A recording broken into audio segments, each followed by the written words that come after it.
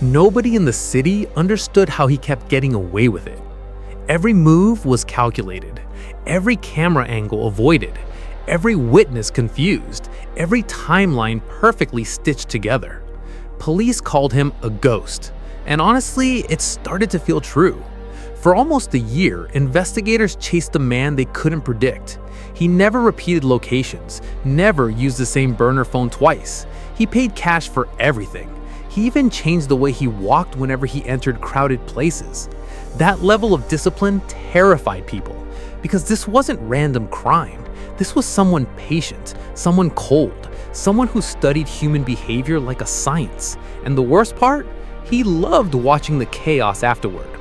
While news stations warned the public, he sat in diners and coffee shops quietly listening to strangers talk about him. According to investigators, he followed every headline obsessively. He wanted to know how close they were. But they never were. At least not until one tiny mistake changed everything. It happened on a freezing Thursday night. A neighborhood grocery store had just closed when the suspect slipped inside through the back entrance. The security system had already been disabled before anyone arrived. Smooth, fast, planned, just like always. But something felt different that night. A store employee had forgotten her phone inside and came back minutes later. She noticed movement through the dark glass doors and froze. For a second, she made eye contact with him. Not long, maybe 2 seconds. But she noticed something strange. He looked exhausted. Not angry, not dangerous, just tired, like someone carrying a weight too heavy to hide anymore. She ran before he could reach the entrance, and police arrived within minutes. By then, he was gone again. Another escape, another dead end. But investigators replayed the footage anyway, over and over. That's when one detective spotted it.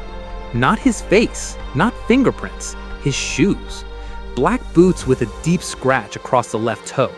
At first, it sounded useless. Thousands of people owned black boots.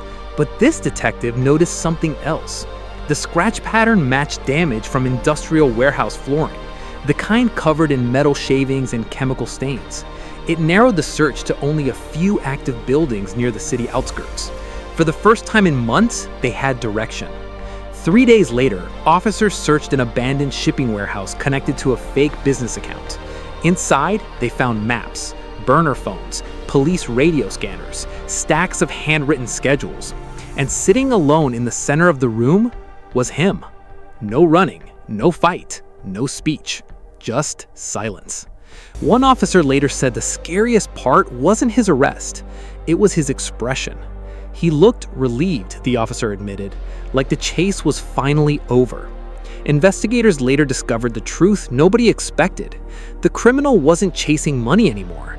He was chasing control. Every successful escape made him feel powerful in a life where he secretly felt invisible.